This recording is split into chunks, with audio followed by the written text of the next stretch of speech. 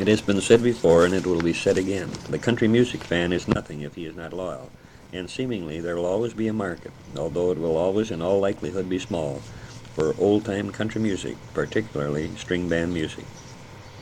This musical style, the basics out of which most of our later country music was to develop, will never die, for there will always be just enough people who want to hear it.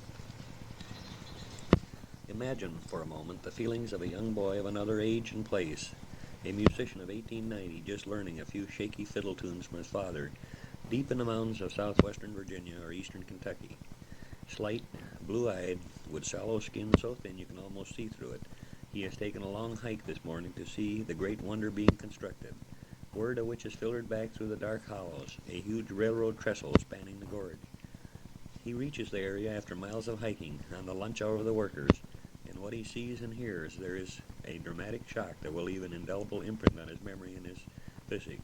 Men with sweaty, shiny black and brown faces, lounging around, eating and talking, a few gathered near a fellow section hand who was picking, sometimes deftly, sometimes crudely, a big rounded box with a hole in the top, strung with a gut like a fiddle, but so big you had to hold it upright in your lap instead of under your chin.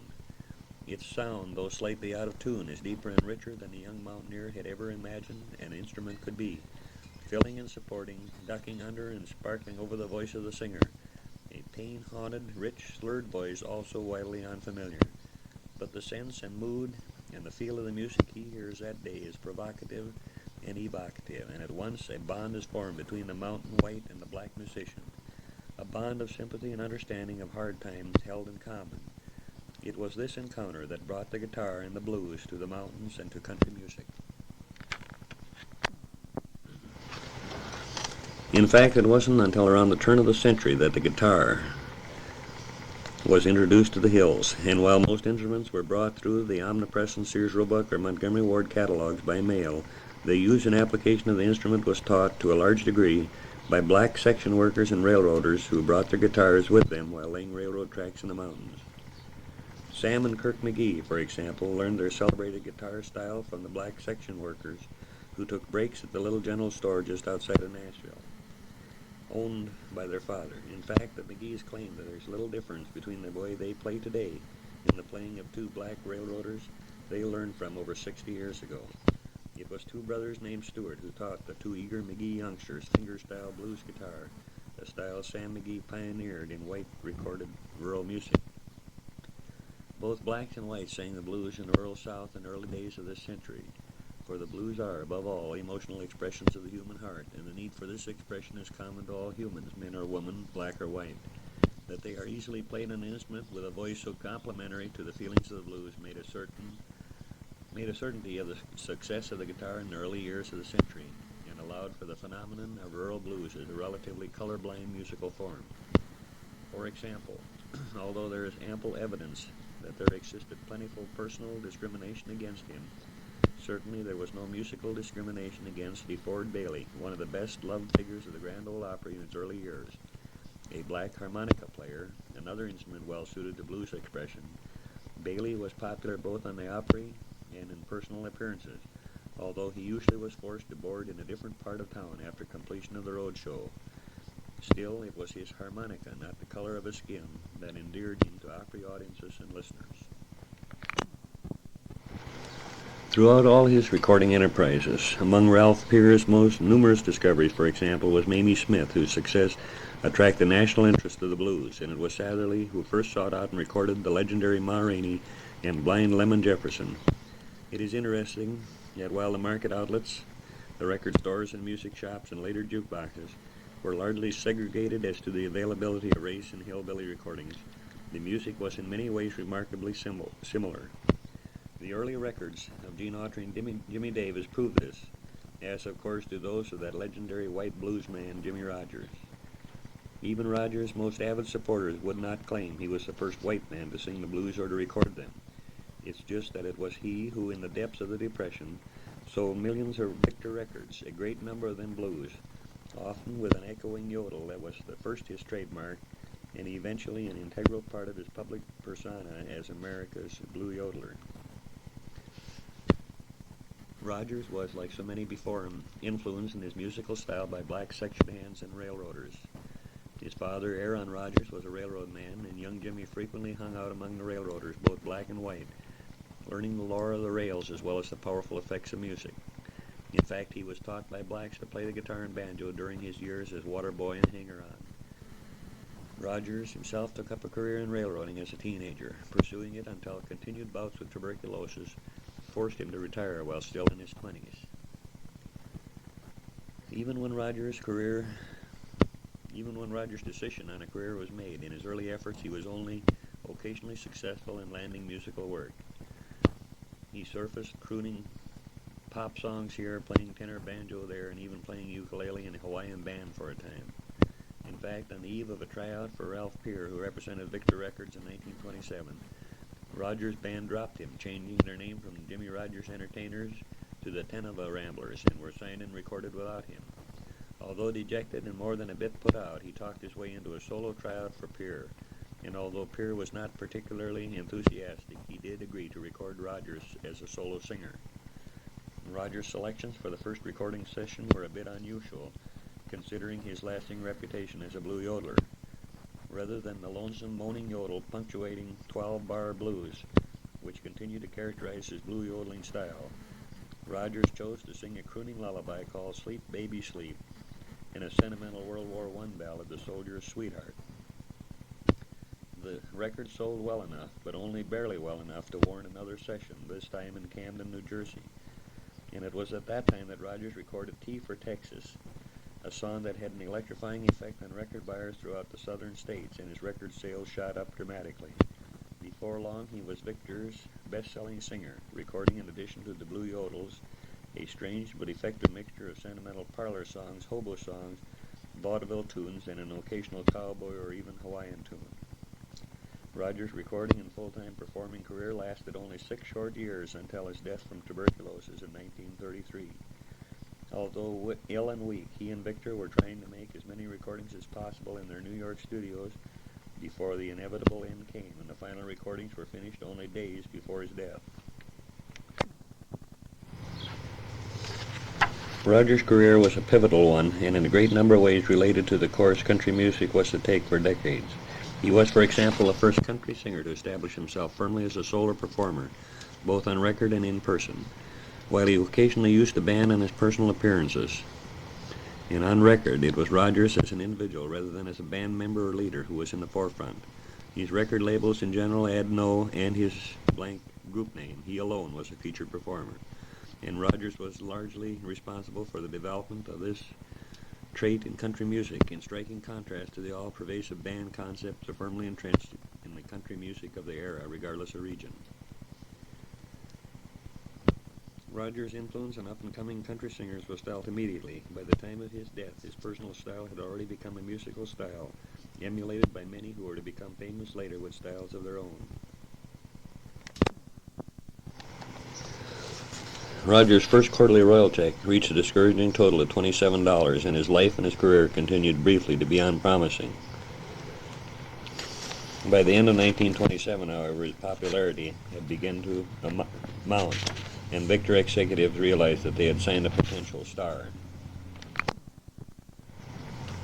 From 1927 until 1933, Jimmy Rogers became a household name in thousands of rural and small-town American homes, particularly in his native Southland. His recording popularity was augmented by vaudeville and tent show appearances and by radio performances throughout the southern region. Rogers' barnstorming potentiality was greatly hindered by his affliction of tuberculosis, the grim disease which curtailed his activities and forced him to seek a permanent home in the drier regions of central Texas. About this affliction, he wrote a song of ridicule, the TB Blues. Jimmy Rogers gained little immediate popularity north of the Mason-Dixon line. In fact, he made no tours in the northern United States. Ralph Peer planned such a tour for Rogers on the RKO circuit, in which he was to appear as a single act in most of the leading vaudeville theaters at a salary of $1,000 a week. But the tour was canceled after an intensification of Rogers' disease. During the last years of his life, Rogers made most of his appearances in Texas. At Kerrville, in the heart of the Texas Hill Country, he built in May 1929 a $50,000 mansion, Blue Yodeler's Paradise. He lived there with his wife Carrie and daughter Anita until mounting medical costs and luxurious living necessitated the sale of the house. Thereafter, until his death in 1933, he and his family lived in a much more modest cottage in San Antonio. The last year and a half of Rogers' life was filled with recording dates, radio shows, appearances with tent theaters, costly medical treatments, and never realized plans for nationwide tours. In March of 1931, he journeyed to Austin, where he was appointed an honorary Texas Ranger. He took great pride in his honor and eventually composed a song called The Yodeling Ranger. When the Texas Rotary Club held its statewide meeting in Austin in March of 1931, Rogers appeared as a featured attraction. Upon receiving an invitation from the chairman of the program committee, Adjutant General W. Sterling, Rogers responded with these words, "I am ready and happy to obey any order from my superior officer." The audience gave his performance an enthusiastic reception, and at the conclusion he presented Ranger Chief Sterling with one of his fabulous Wayman guitars worth an estimated $1,500. His last recording session is one of the most heart-rending episodes in show business history. His condition had become so weakened that the Victor Company provided him a special cot in the studio. At the conclusion of each recorded number, he would lie down until he regained adequate strength for another performance. He recorded almost to the very end. His last session was on May 24th, 1933, 2 days before he succumbed in the Taft Hotel. On the day of his death, he went to Coney Island on a sightseeing tour with his private nurse, and while there suffered an attack of spasms. He died that night in his hotel room, far from his native Mississippi and from his beloved family. When his death train pulled into Meridian, Mississippi, late at night, the engineer, Homer Jenkins, blew the whistle in a long, moaning wail that grew in intensity as the train rolled toward the terminal station. This was the train crew's tribute to the singing brakeman, who now lay in a coffin in one of the baggage cars. The work and recordings of both Rogers and the Carter family was due to the foresight of one of the greatest of all talent scouts of that era, Ralph Peer. The Carter family continued to be important country music performers until the early 1940s. Although they ceased to make commercial records in 1941, they did not actually retire from radio work until 1943. Their retirement date is significant in that it coincided with the coming of World War II, which to some people was the ending of country music's golden age. Alvin Pleasant Carter was born in Mesa Spring, Scott County, Virginia in 1891. Reared in a strict Christian environment, AP learned to love religious songs, but was attracted also by lively fiddle music. Because the fiddle was looked upon as a devil's instrument by his religious parents, he had to wait until he had earned enough money as a fruit tree salesman to acquire such an instrument. While visiting relatives on Copper Creek in Scott County, he met Sarah Doherty, who was an accomplished young singer and instrumentalist. After their marriage on June 18, 1915, they settled in Mesa Spring, where their home became a neighborhood attraction because of AP and Sarah's singing. Maybelle Addington, born in 1909 in Nicholasville, Virginia, married E.J. Carter in 1926. She brought to the Carter family an exceptional talent for the autoharp, banjo, and guitar. When Ralph Peer arrived in Bristol, the Carter family was well prepared to record. The Carters, according to statements made by Sarah Carter, recorded over 300 sides for various companies. Their Victor recording in 1927, inaugurated with Wandering Boy and Poor Orphan Child, were among the very first recordings made by the electrical process that led to vastly improved sound reproduction. In most of the Carter family's recordings, Sarah led the singing. Maybelle provided the alto and AP sang bass. The accompaniment was provided by autoharp chords played by Sarah and a guitar melodic line produced by Maybelle. The Carter family's rhythmic style influenced most of the folk musicians who came afterward.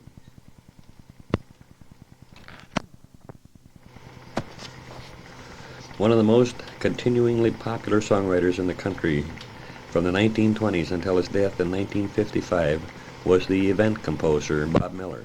Miller was not of country origin. He was born in 1895 in Memphis, Tennessee. Memphis, however, provided him with a social milieu in which he could obtain a close acquaintance with Southern melodies. In the early 20s, Miller played the piano for a dance band called the Idlewild Orchestra, which performed on the steamer Idlewild on the Mississippi River. In 1928, he moved to New York, where he worked as an arranger for the Irving Berlin Company. before establishing his own music concern, the Bob Miller Publishing Company. Although he composed numerous blues and popular music, the most important items in his repertory of over 7,000 songs were the hillbilly items. In the decades following the 1920s, Miller produced scores of lucrative and lasting popular compositions, including the well-known 11-cent cotton and 40-cent meat, the prison song which has inspired countless others, 21 years, the sentimental favorites When the White Azalea Started Blooming, and Rocking Alone in an Old Rocking Chair, and the World War II hit, There's a Star-Spangled Banner Waving Somewhere. As an event songwriter, Miller was always alive to the possibility of exploiting any incident that struck the fancy of the people. In fact, he was sometimes ahead of his story. He supposedly prepared an obituary song for Huey Long 2 years before his assassination, and even went so far as to predict accurately that the killing would occur in the state capitol. A real folk bard of the 1920s and one who produced some of the most popular hillbilly songs was Reverend Andrew Jenkins. Born in Jenkinsburg, Georgia in 1885, Jenkins, who became totally blind in middle age, developed a proficiency for several instruments, including a French harp, banjo, guitar, and mandolin. In 1910, he became a holiness preacher, and except for occasional odd jobs, such as selling newspapers on the streets of Atlanta, he remained a revivalist until his death in 1956. His second marriage in 1919 brought him into a musical family. When station WSB opened its doors in 1922, the Jenkins family, probably the first country music family to be recorded, was well prepared to move into a studio entertainment. Although Jenkins was an accomplished musician and entertainer, he achieved his greatest fame as a songwriter. He composed well over 800 songs, the majority of them sacred. His repertory of compositions includes Little Marion Parker, God Put a Rainbow in the Clouds, Ben Dewberry's Final Run, Kenny Wagner, Billy the Kid, and one of the most popular songs of the 1920s, The Death of Floyd Collins. When Jimmie Rodgers, the father of country music, died in 1933, 1 decade had elapsed since Fiddlin' John Carson had made his first OK record and inaugurated country music's commercial history. The music had become a secure part of American entertainment and gave every indication of expanding both in popularity and personality. Hints of the blues have begun to return to country music during the last few years, although largely as nostalgic reworkings rather than as new creations within the blues style. Merle Haggard's California Blues preceded and promoted his marvelous tribute album, Jimmie Rodgers, and Tom T. Hall's The Year That Clayton Delaney Died echoed much of Rodgers' sound for a reason. Hall deliberately used it to evoke an earlier era, to describe a local singer Hall had known in his youth. And of course, the rock and roll songs of the 1950s, done in country style, keep appearing on the country charts. But these are meant to appeal to the listener in his or her late 20s or early 30s who remembers the selections nostalgically from youth, and the connection of these musical efforts with true country blues is far removed and tenuous at best. Currently, the musical styles of country and soul are as far apart as ever, maybe more so. Tammy Wynette's listeners have little interest in Roberta Flack. Stevie Wonder fans seldom seek out Buck Owens records, and the phenomenon of a Charlie Rich selling well in all markets simply proves what has always been true in American popular music. Good songs, good performances, combining innocuous hints of many musical styles but belonging in none, will possess broad-based appeal. In an increasingly urbanized society, it is difficult to predict whether this musical polarization will continue or whether a reunion of styles and tastes will occur at some point in the future. It remains a certainty, however, that regardless of varying musical sophistication, short-lived fads, or changing tastes, some portion of humankind will always be profoundly moved by the simple sound of a human voice, a guitar, and the blues. Although it is true that comedy is probably performed less frequently now than ever before, it has always played a large part in country performance, at least in professional performance. In fact, music and comedy were inseparable from the start, a start that goes back beyond vaudeville and theater circuits, a start that provided Roy Acuff, Bob Wills, Gene Autry, and many others with their first professional experience, the medicine show. For example, felled by sunstroke, Roy Acuff was forced to give up his chosen career of baseball and practice his fiddle while recuperating. Overheard by a med show operator named Dr. Howard, Acuff took the chance and went with Howard's show on tours through Appalachia and the Deep South. Similarly, young Gene Autry ran away from his Oklahoma ranch to join the Fields Brothers' marvelous medicine show. With such experience behind them, it is no accident that both these men incorporated extensive and virtually non-stop comedy routines into their stage shows when their popularity peaked in the 1940s.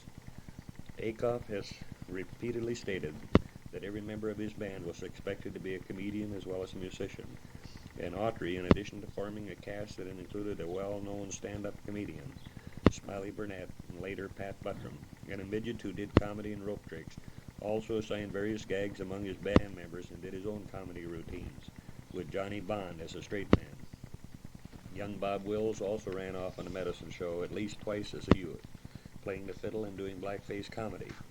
His show at its peak in the 1930s and 40s did not include comedy because the Texas Playboys was first and last a dance band. His medicine show training revealed itself more subtly in the fact that the dance itself never stopped and in the sharp humor of his witty on-stage asides. On the other hand, many performers preferred to work alone, frequently relying on their characters' attempted canniness, which they were never able to sustain to achieve their goal as a basis of their humor. Minnie Pearl is a master of this style, as was longtime radio favorite the Duke of Paducah, whose "Let Me on the Wagon, Boys, These Shoes Are Killing Me" was as famous in its day as his Minnie Pearl's "Howdy, I'm Just as Proud to Be Here." Here's a sample of one of Duke's monologues. There comes a time in every man's life when he sits down, thinks over all the mistakes he has made, shakes his head sadly, and wishes he was young enough to make them all over again. When I was younger, I used to take long walks in the spring with pretty girls, and I used to carve our initials in the trees. Before I got married, I had my initials carved in so many trees I used to get fan mail from woodpeckers. And I don't know whether the girls I went out with had willpower or not, but they sure did have won't power. All the women then tried to have hourglass figures, and a lot of them looked as if all the sand had run into the bottom of the glass. When I was courting my fat wife, she tried to make herself look thin by lacing herself up tight when we went out. One day I dropped around to see her when she wasn't expecting me, and she wasn't laced up. I was sure surprised to see her home front. Of course, I made a good match when I married and settled down. My wife was really prominent in Washington, Chicago, New York, and around the hips. My wife said to me, "You're always trying to get something for nothing. Don't you realize that hard work never hurt anybody?" I said, "Yeah, I realize that, and I don't want to take chances on spoiling its record." Anyway, I decided to get in on the war effort. The Marines had a great deal cooked up before they found out I was too old. They were going to send me ashore with the first wave and beachhead landings to give the enemy false confidence, but the first wave objected, so I ended up with a whack. Anyway, my big fat wife decided to get in on the war effort, and so she decided to join the WAC, but it was turned down absolutely. They said she was 2 inches too short for a hippopotamus her age. So the next day she tried to enlist in the Navy. The recruiting officer looked her over and said, "Yeah, we need waves, but not tidal waves." There's a lot of talk around today about war brides. My wife was a war bride. The day she became a bride, the war started. But you know, a lot of marriages these days wind up in the divorce courts, and the fellow has to pay alimony. I don't believe in alimony. It's too much like buying hay for a dead horse. All this was to have a tremendous impact on a live country show. For in imitation of the slicker acts that came to the local theaters, country musicians of the area added comedy to the show they performed at the local schoolhouse. Even such traditional and heavily music-oriented old-time country groups as Mainer's Mountaineers, the Blue Sky Boys, and Bill Monroe had elaborate and hilarious comedy routines as regular parts of their stage shows. Occasionally, a country singer takes on a whole new alter ego. Ferlin Husky's character Simon Crumb recorded and performed on his own.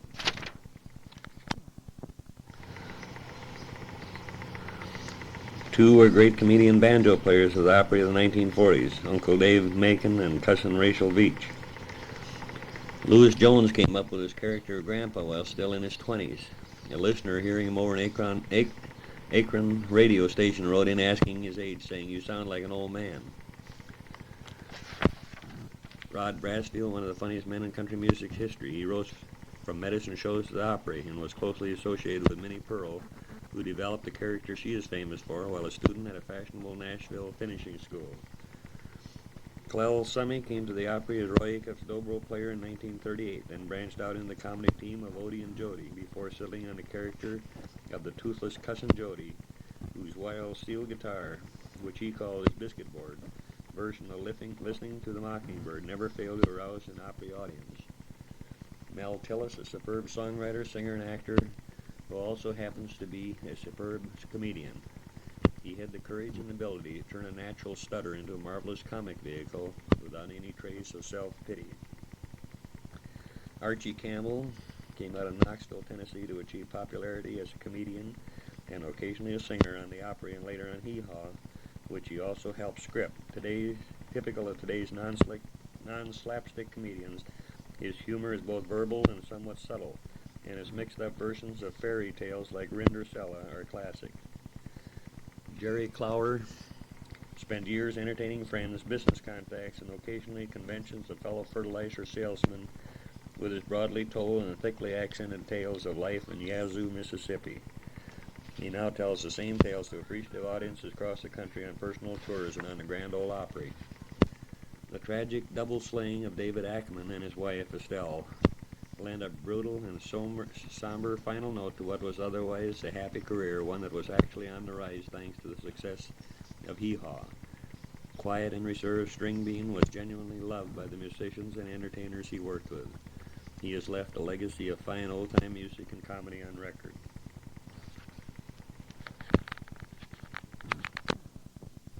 Yet ultimately the growth of country's music suburban audience indicates, and in all probability, the broad stage hijinks of the past will never return.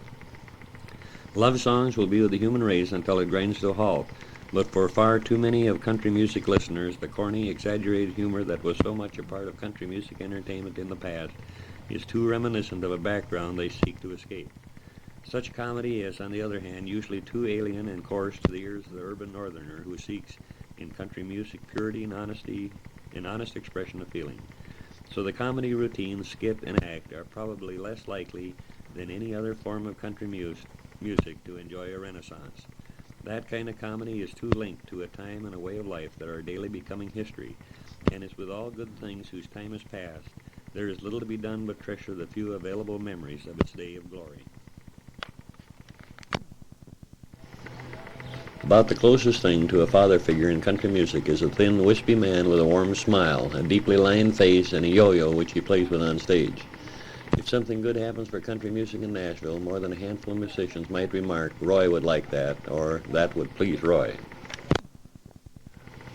The Roy invoked is Roy Acuff, who bears his title of the King of Country Music with a humility rare to most royalty. Since 1938, Acuff has held a peculiar position of eminence in this field, conditioned by his perennial popularity with audiences as much as by the kind of concern he shows towards most everyone in the field, as if they were his children. In 1961, Acuff became the first living musician elected to the Country Music Hall of Fame. The citation read, "Roy Acuff, the Smoky Mountain Boy, fiddled and sang his way into the hearts of millions the world over, oftentimes bringing country music to areas where it has never been heard before. The King of Country Music has carried his troupe of performers overseas to entertain his country's armed forces at Christmas time for more than 20 years. Many successful artists credit their success to a helping hand and encouraging word from Roy Acuff." The son of a judge who was also a Baptist preacher, Acuff was born in the Smoky Mountains of eastern Tennessee near Maynardsville. His first hope was to become a professional baseball player, but a serious sunstroke ended that dream. One story has it that it took Acuff 5 years of trying to get onto the Grand Ole Opry roster. Finally, in February 1938, he was invited. His first great hit was with the sacred song, "The Great Speckled Bird," which has been his trademark since. I have, in this brief time, tried to summarize some of the history of country western music. A music that will live forever in the hearts of many people in this country.